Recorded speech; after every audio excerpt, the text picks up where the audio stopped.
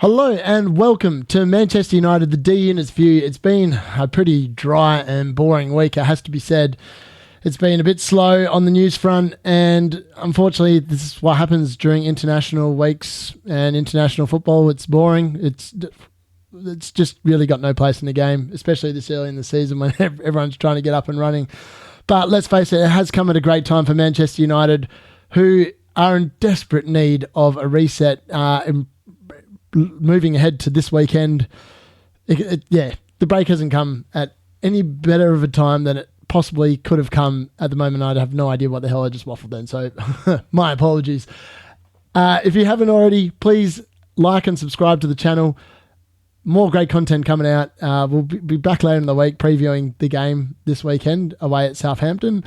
And, you know, it has to be said, this early and this far out from the game still, it's still very much a banana skin, particularly when you're returning from international duty. And I think that's the best place to start. Now, our Reds have actually played pretty well during the international break. They've probably been quite thankful to get out of the club and go to their national squads and play football there. So, yeah, let's have a look at some of the Reds on international duty and how they've been getting on. So earlier last week, so I think it was on Thursday night, well, Diogo Dalot had a very interesting game for Portugal. He scored an own goal and he scored a goal. So, yeah, that was fantastic for him. I suppose at least he scored, but, you know, probably not good that he scored the other way. We don't want any of those ones come Saturday against Southampton in the earlier kickoff. And Bruno Fernandes thankfully got an assist as well, so it looks like he's found some form, particularly over this international break, because Portugal also played against Scotland last night and Bruno Fernandes scored. So that's great news because, let's face the facts, he has been a little bit wayward in the first 3 games of the season, so it was really good to see him get up and running for the season, so that's fantastic stuff. Also to note in here, Cristiano Ronaldo scored in both of these goals. Both of these games, he scored 2 goals. He has now scored 900 career goals. That's just obscene. I actually saw something on social media, I think it was on Instagram, where someone did like a comparison between Wayne Rooney and Cristiano Ronaldo and how Rooney is finished, and he's obviously retired now, and I think he got, 300 and something goals. But Ronaldo's got like 900 and he's still going and he still looks fit as... The photo they actually showed of Rooney showed him with like the pot belly as you can get when, you know, you get over 30 and you start drinking a few beers and that. That can happen to the best of us. I can definitely speak from that experience this year as well. But, you know, there's ways of getting around it. There's ways of doing it. But it speaks of the longevity of Cristiano Ronaldo. Like, how good a player are you to still be scoring goals at international level at 39 years old? I've only just turned 38, and I can tell you that, you know, I'm just going to flow my own boat here. I won the Golden Boot in the league I played in this year, so it can be done. But this dude is doing it at a much higher level than I am. But yeah, look, I won the Golden Boot in our league. I only played 10 or 15 games and it was still enough to win it. So there you go. Sometimes if you know how to put the ball in the back of the net, it's worth its weight in gold. And Cristiano Ronaldo continues to keep delivering gold for all the teams that he's playing for. But yeah, Portugal, they played well. They played well, but they played 2 teams that you'd expect them to beat. Now, Argentina, Alejandro Garnacho scored an assist for the world champions in their 3-0 win over Chile in World Cup qualifying. Lisandro Martinez also started and he kept a clean sheet. He came off at 79 minutes as Garnacho was introduced, so Garnacho didn't actually play very much. It would be good to actually see him get a full game somewhere because obviously he's lacking that match sharpness and he's going to be coming back from South America. So you'd expect that he's probably most likely going to be starting on the bench, you would think, just judging from the way that Erik ten Hag has been conservatively using him at the start of this season. Wouldn't surprise me if he did that because it's not like he's getting his fitness up. In more positive news for players getting their fitness up, Christian Eriksen started for Denmark in their 2-0 victory over Switzerland in the Nations League. He also started again last night in their victory there, and he came off after 68 minutes. Meanwhile, Scott McTominay, he's had a very good international break, so he scored in both games as well. So he's he just scores for fun for Scotland. I don't know why he does so well there, but he does. And yeah, he scored 2 goals again. So well done to him, and I hope that he gets off to a flyer in Napoli. Great club servant. We need more people like him that actually care about the shirt and go out there and put their body and their heart and soul into it. Now, Xerxes has opened his international debut. Sorry, not his international debut. He's already had his debut for the Dutch, but he scored his very first international goal for the Dutch in their 5-2 win. I think it was yesterday or last night. Yeah, again, the Netherlands were a little bit shaky in the defence, but De Ligt also started this game. So these are great signs for United, because De Ligt played the full 90 minutes alongside Virgil van Dijk, and I think Xerxes played most of the game as well. So, and he obviously scored. So that's fantastic. Hopefully he can bring some goals when he comes back. In England's game, Lee Carsley's debut as the caretaker England manager, and got off to a flyer, a 2-0 win. And Harry Maguire back in the England lineup. No Southgate, no worries. Harry's back in. Slabhead was doing his usual thing, playing well for England. Clean sheet. What more is there to not love? And Kobbie Mainoo also started. He, played well, I think, from what I can gather. I didn't actually watch the game, so I could just be making that up. He lasted 77 minutes. So hopefully that's more signs of them getting their match fitness up. Andre Onana played outside of Europe in the African thing, and he also kept a clean sheet. So that will be good for his confidence as well moving forward. Now, what we want to talk about really is how good was Wayne Rooney's goal in the Legends match. What a free kick. I don't think we've seen a free kick like that. In fact, actually, don't correct me if I'm wrong. I'm pretty sure the last 2 players to score free kicks for Manchester United are Wayne Rooney and Cristiano Ronaldo. And yeah, it's been a few years since they have played for United now. So that's probably saying that we need to improve our set piece taking abilities, which hopefully Ahmad appears to be helping in that respect when he has been on the field to begin the season. But it was great to see Wayne Rooney roll back the years. In fact, the team that actually rolled up for United, and we'll talk about it. So Wayne Rooney, Antonio Valencia, Paul Scholes, all rolled back the years. Just imagine those 3 players in today's team, man. We desperately need them. Dimitar Berbatov also played, and Brian Robson was the manager. It was a shame that Fergie didn't manage, but you're probably watching the game. But yeah, it was just really cool. It was really cool to see these players back at Old Trafford. And it makes you wonder, like, some of them look like they're still in tip-top shape. Like Michael Carrick and Dimitar Berbatov, they look as fit as a fiddle. You'd think that they could probably still run around Old Trafford on a weekly basis. But yeah, so look, this is what the lineup that United went with. So they had Andreas Lindegaard, Pilkington and Van der Gaal as the goalkeepers. I think everyone got a run out from memory. Danny Webber, Dimitar Berbatov, Fraser Campbell and Wayne Rooney were the forwards. Midfielders, Chris Eagles. Everyone remember Chris Eagles? Quality. Darren Fletcher, Eric Jemba came back to play in the Legends match. Fantastic. I love that player.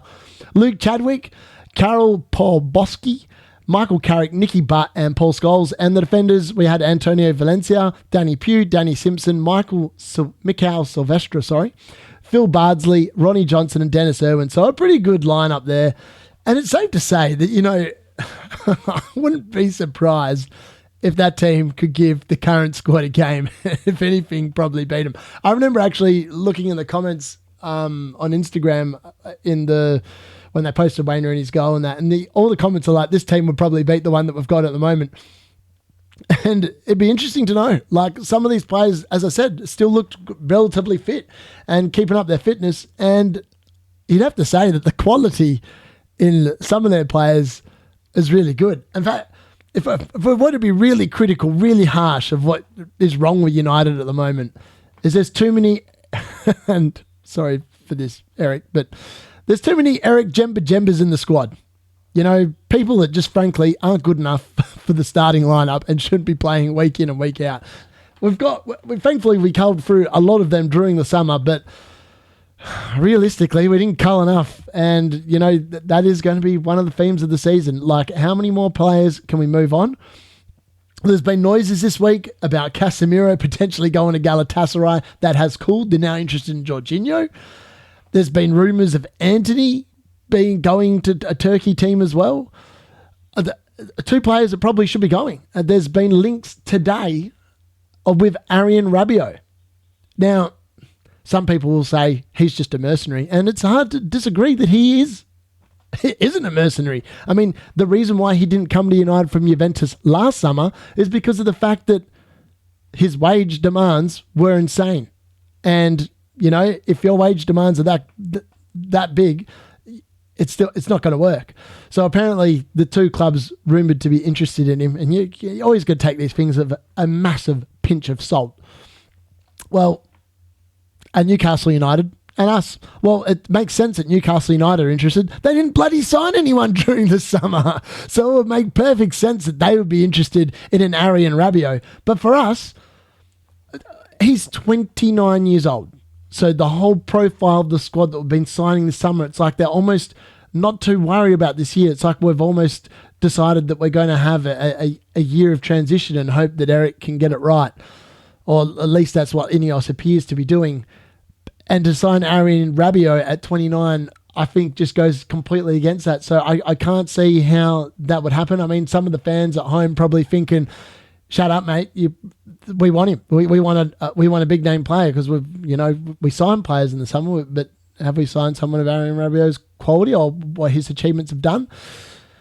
Again, who knows? But yeah, reality, it's not a move I'd be ticking off. That's for sure. I mean, 29 years old, as I said, his best years are probably behind. He'll want a signing on fee. His wage demands aren't going to be cheap. And in reality, that's what you've got to take into account. You don't want it to upset the apple cart and the way that Ineos are actually moving with the age profile of the squad. So I think that's just a move that I wouldn't tick off. Now, today as well, the club have announced the Old Trafford project to drive regeneration of the area. So United have got together with the Traffic Council and Greater Manchester Combined Authority to look at ways of improving and regenerating the area. Now, this is definitely going to come in line with the new stadium. So I think it's almost safe to say that the task force that's been put together by Ineos in regards to what to do, whether to renovate Old Trafford, to regenerate it, I think it's safe to say that Jim Ratcliffe definitely wants to build a new stadium. He wants to have a state-of-the-art stadium like Old Trafford used to be. It'll be like it might not be the Wembley of the North, but hopefully it will be better than the Wembley of the South. So it's going to be, they want to regenerate the Trafford Wharf side and all those kind of areas there. So hopefully, hopefully this is going to happen. This is not something that's going to be built in a year. It's probably going to take 5 to 8 years for the planning to go ahead, for the building, to the construction. You can almost guarantee it will still be called Old Trafford because it's literally going to be built right next door to the old one. You would think that potentially they are going to knock down parts of the stadia itself for Old Trafford, but keep it there as like an academy ground or where the women's team play. It would make perfect sense moving forward, 100%. But we definitely need a new stadium. I mean, when the last time I went to Old Trafford and it was raining, it's not funny because you can just see the water pouring down on the roof. You just got to hope that you're not underneath that bit where it's pouring.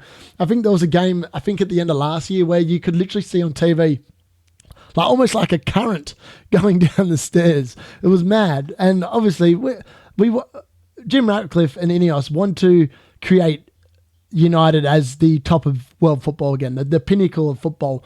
And you can't do that unless you do everything. The stadium, the team, the squad, the manager, the structure, everything all has to be top notch. And realistically, at the moment, it's not.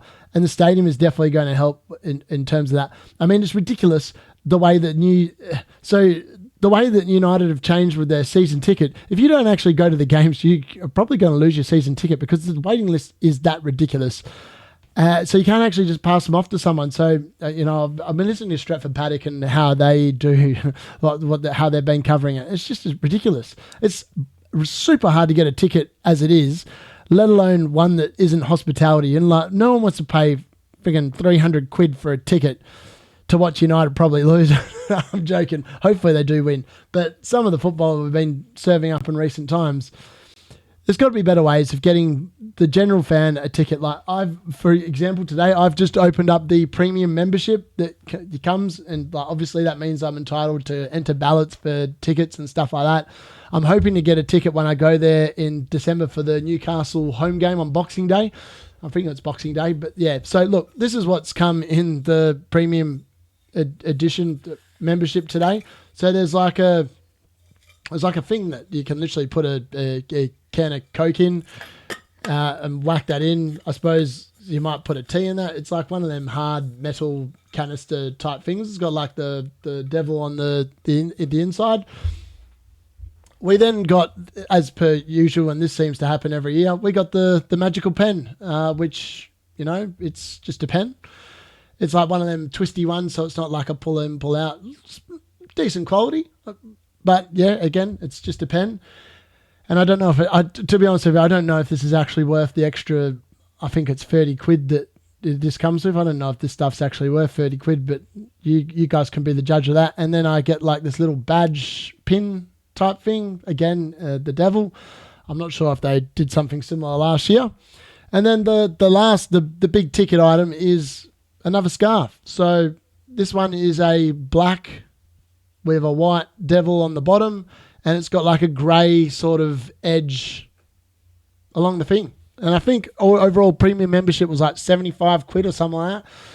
It has to be said, I'm not sure if it's really worth it, but realistically, the reason why I've got membership is so that when I do go back to the UK, last year it worked out beautifully. I was only there for one game, and the one game I went to was the Champions League game at home, where we somehow... that was the game where we lost 3-2 to Galatasaray, wasn't it? That's who we played last year, I think. Yeah. That was a crazy game. Like, that was poor Rasmus Højlund. He scored an absolute banger in that game, and he deserved to be on the winning side, not the losing side. But unfortunately in that game, he just, no good.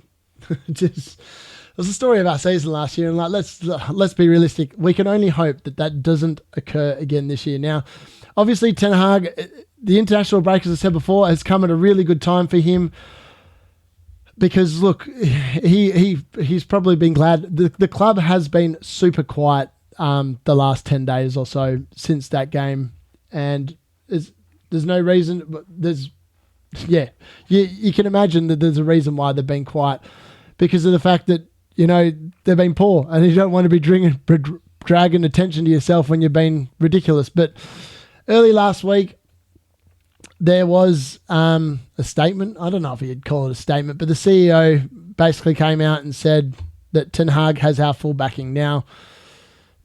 Yeah, so I suppose I'll just quickly read out what has been reported in regards to this. So Barada, who was speaking before the 3-0 defeat to Liverpool, so this was actually before the defeat, insisted the Dutchman had the complete support of club chiefs. We're very happy with the decision to give Ten Hag a new contract, Barada said. Eric has our full backing, and we have worked very closely together in this transfer window. We're going to continue working very closely with him to help him get the best results out of the team.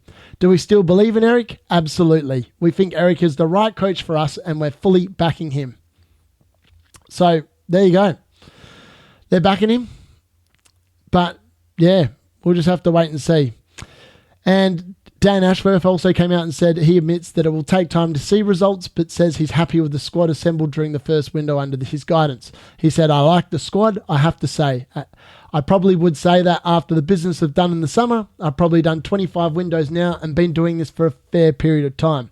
I don't think there's ever been a window where we've gone, oh good, God, it's gone absolutely perfectly. We've done every single in, we've done every single out we wanted to do. There are always bits, but in the main, the target positions we wanted to strengthen, the players have bought in, the depth and options when everybody is fully fit that Eric has and we have as a club. I'm pleased with that.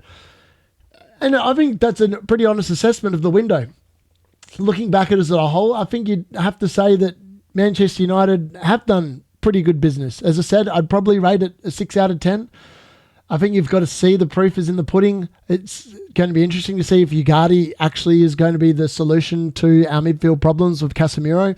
There's no guarantee that he will be. There's no guarantee that he won't be. But a lot of it seems like it's going to depend a lot on that one particular signing, because At the moment, yeah, as I said, we've only had 3 games this season. It's very hard to jump to conclusions. But if the conclusion was that you would have right now is whether Manchester United would finish above 8th after they finished 8th last season, you would have to say that it's hard to see them not finishing any lower than that, to be honest with you, rather than higher. Because look at the other teams that were below United last year. So West Ham was below, significantly strengthened their team this summer. I would say West Ham have had one of them windows where you go, they've had an 8 out of 10 window. They've signed a lot of players, spent a lot of money. Brighton as well have also spent a lot of money, and we've already seen what they've done. They've beaten us and they've drawn with Arsenal, and they've had a comfortable win against Everton. So again, that's something that has to be taken into account. These teams that finished below us, let alone the ones above us, have all improved. And the ones above us, the only one you would say realistically is Newcastle, you would think, would have it easy because they have no European competition to deal with. They're probably they'll have full focus on the league, and they're not going to have the same amount of injuries as they had last season because they're not playing anywhere near as many games. Tottenham, you never know what you're going to get, but they've got that philosophy. You can criticise Ange Postecoglou, whatever you want to say his name is, as much as you want. But in reality, his team have a distinct brand of football that is so evident when you watch Spurs. That is what is clearly lacking still with United. You watch the United one game and you can almost see, like this season in particular, you can almost see what they're trying to do. However, it's not done anywhere near consistently enough during a game to make you think that it's actually something that's going to work long term. And that's what it comes down to at the end of the day. Is what's happening going to be good moving forward, or are we going to be back in the same square point as the end of last season when we finished 8th? I don't think Ten Hag can survive another season where he finishes 8th. I mean, unless he wins another cup, as he goes on about, I win a trophy, I've won 2 trophies in 2 years or whatever it is. I think you have to do more than that. And the Ole Gunnar Solskjaer comments have come up like over the last week as well, where he said the more accurate position of how you're going is the league. And, you know, Ole was super unlucky. He made a bunch of semi-finals. He just couldn't get the win that he probably needed. But you'd have to say, realistically, his teams were far more consistent until obviously that last season when Cristiano Ronaldo came back, and it just all seemed to fall apart on him very quickly. It's safe to say Ten Hag's been given a lot more slack. And Ineos, I think at this point, people are like going, oh, you know, they could be brutal and sack him already, but they're not going to do that. They stuck faith with him in the summer. You would argue that the decisions they've made in the transfer market and their dealings with other things and like trying to take the pressure off Ten Hag suggests that they're committed to him. I don't know what it would take for them to turn or to change that mindset. But realistically, you'd think that he's a pretty safe manager for now. But you wouldn't want to lose at Southampton. I think that then the pressure... I've read somewhere where Lee's got like 4 games to save his job or whatever, which is obviously Southampton. And then I think we've got a couple of fixtures after that you know, really that could be quite tricky, to truth be told. And again, this is the problem. When you're Man United, you got to go in as if you're going to win every single game. So yeah, it's going to be interesting to see how it goes down. But yeah, after obviously the Southampton game, we've then got Barnsley at home in the Cup, which apparently they're just trying to get rid of the tickets because they're not selling. So that one's on the Wednesday. Then we've got Crystal Palace away, and we all know what happened there last year where they got dismantled 4-0. Then we've got FC 20 at home in the Europa League, and then we've got Tottenham Hotspur at home in the Premier League. So it's safe to say that other than Southampton and Barnsley, where you would expect that they're going to be gimmies, the other games you go in at best with the way we've been playing with 50% chance of winning, I reckon. And then obviously after we've got the October international break, but before that we've also got FC Porto away and Aston Villa away. So it's like a tricky run of fixtures. They're not going to be the easiest games, and as we've seen in the Premier League, everyone's competitive. Then after the October international break, in the lead up to, you know, the November one, it doesn't get any easier. We've got Brentford at home, Fenerbahce away, West Ham away, Chelsea at home, PAOK at home, Leicester City at home. again, realistically, he has to be winning more of these than anything. We can't afford to be having too many defeats in this run. And I think that maybe potentially the Europa League could be United's best bet at getting back into the Champions League. Like, Ten Hag loves a cup run. And maybe that's where his attention will be drawn to, is having a really good output in the Europa League and hoping he can win it. Because obviously if you win that, you do get the Champions League slot for the next season. And that, realistically, if the league form continues like it has been over the last 16 or so months now, there's no denying that top 4 or even the top 5, if it turns out to be a top 5, might be out of United's reach with the lack of consistency in the team. So, look, moving ahead towards the end of this week, we're just going to be hoping that obviously there's no injuries during the international break. So touch wood, at the moment, no one has gotten injured. We've also got Luke Shaw, apparently is going to be ready for hopefully the weekend. Rasmus Højlund is also very close to a comeback. So he's almost had his 6 weeks out. And Lenny Yoro is obviously about halfway through his time before he'll be back as well. So look, the injury front should be getting a little bit better, you would think, moving forward. We've just got to hope that we get a good run and we keep people on the park for longer this season. We can't afford the same thing to happen last year, but the amount of injuries we've already had is concerning. Mason Mount, I'm unsure of his availability, but hopefully his injury was mild. So you'd think that he's had 2 weeks off and he obviously missed the last game there. He must be fairly close. He really needs to get a good run of games together, because if he doesn't get going, his United career might be done. Now, the last thing I want to finish on, my under-16s team that I coach at Boulder, they have now gone the last 2 seasons without losing a single game. They are that good. And on the weekend, we had our grand final against College.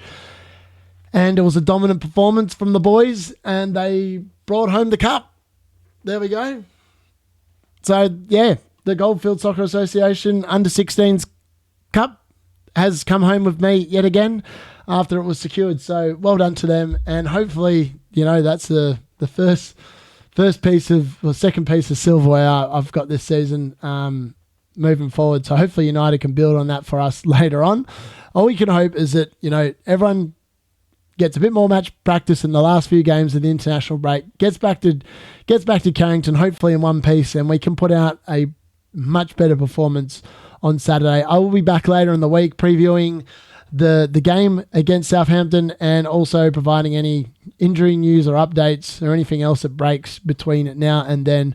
Please make sure you tune in to watch that. And if you haven't already, please like the video and subscribe to the channel. And if you are listening on audio and Spotify, please rate the show so I can get this out to more people.